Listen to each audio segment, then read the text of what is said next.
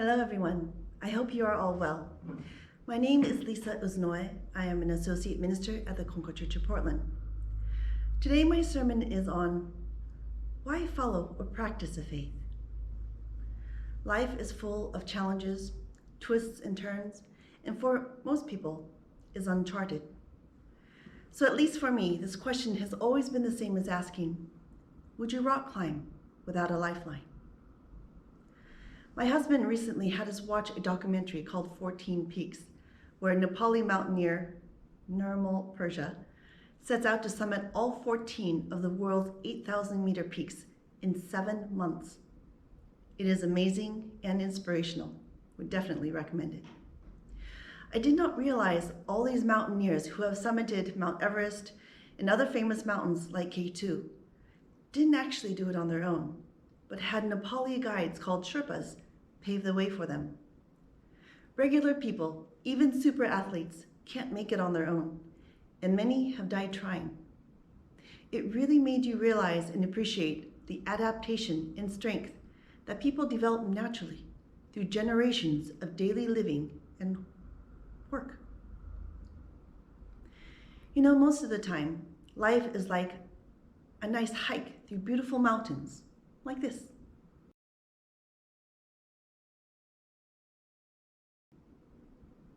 But around the bend, you never know when you might run into something like this. Or this. Or the weather changes suddenly and you're in this.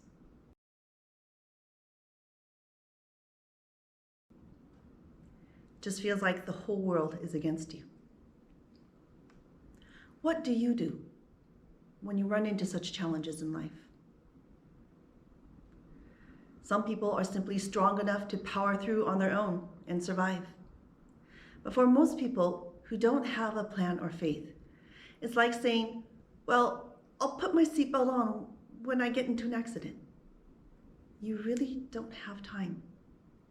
If you're not prepared, you can seriously hurt yourself or the people around you.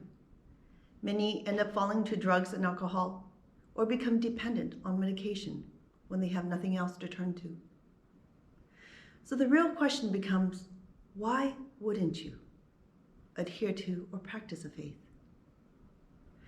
Unfortunately, I believe most of the time it is because organized religion has become just too organized, in a sense.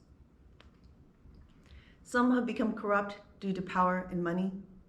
Others, with good intentions, in order to try to help people focus on Kami or God, have mandated rules, rituals, and obligatory one thing after another, to the extent that it creates a cookie-cutter faith, the same prescription for everyone.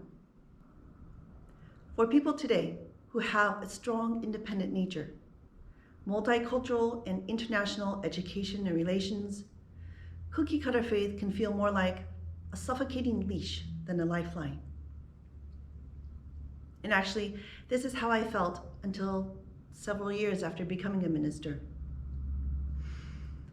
Until I started to realize the meaning and purpose of all these rituals and rules. It was when I started teaching my children, the rules are there to keep you safe and out of trouble. So please try to follow them. Then I started thinking, yeah, they really are.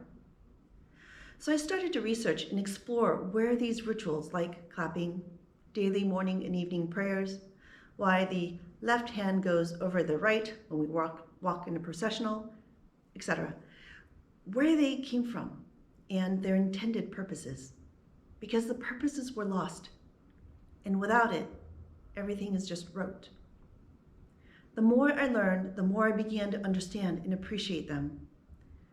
Kind of like finally understanding why your parents grounded you all those times you came home late or didn't get your homework done.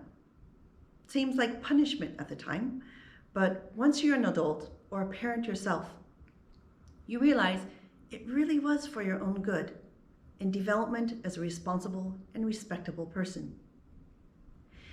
In almost any faith, the most basic rules and practices are guidelines and reminders for mindfulness and training to keep a peaceful and calm heart no matter what hardships we encounter in life.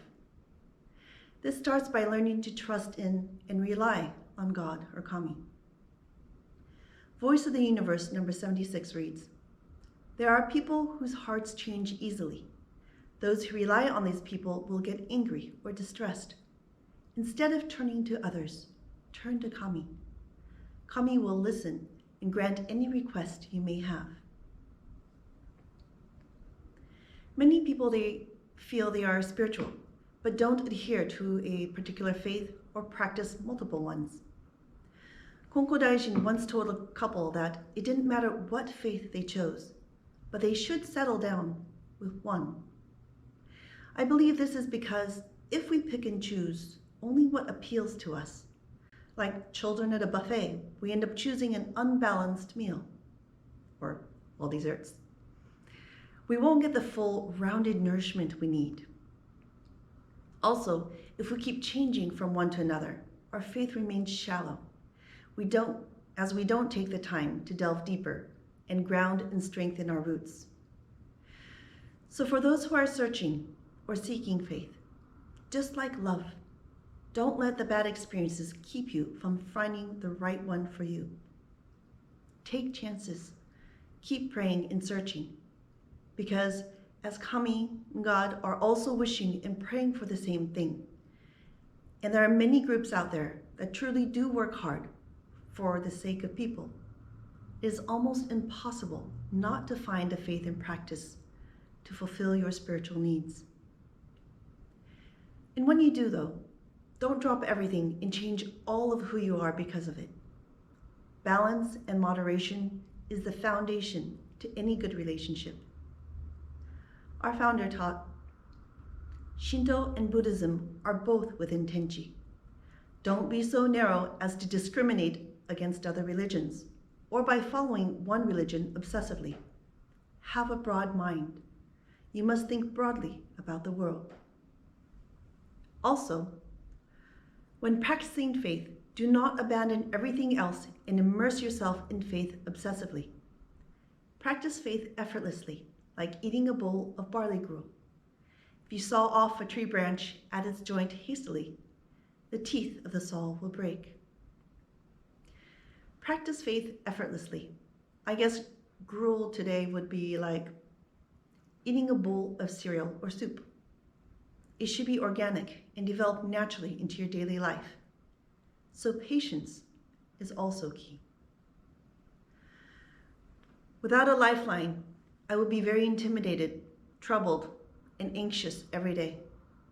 But because of the faith and trust I have been shown, and then developed myself in Kami, instead of inching along when I get to a ledge,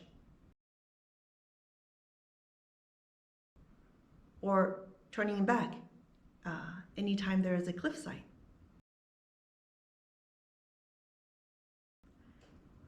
I feel I can climb any mountain without worry.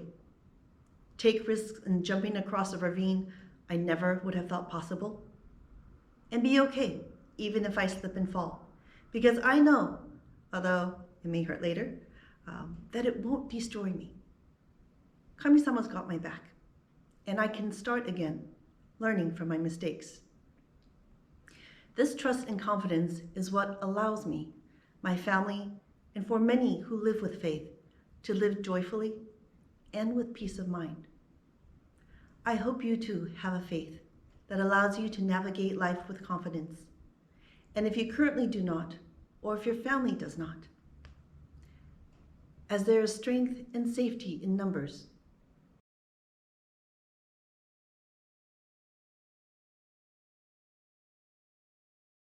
I wholeheartedly pray you will find the inspiration to find one, or share the faith you already have with your family and friends in the near future. I hope you all have a wonderful day. Thank you very much for watching.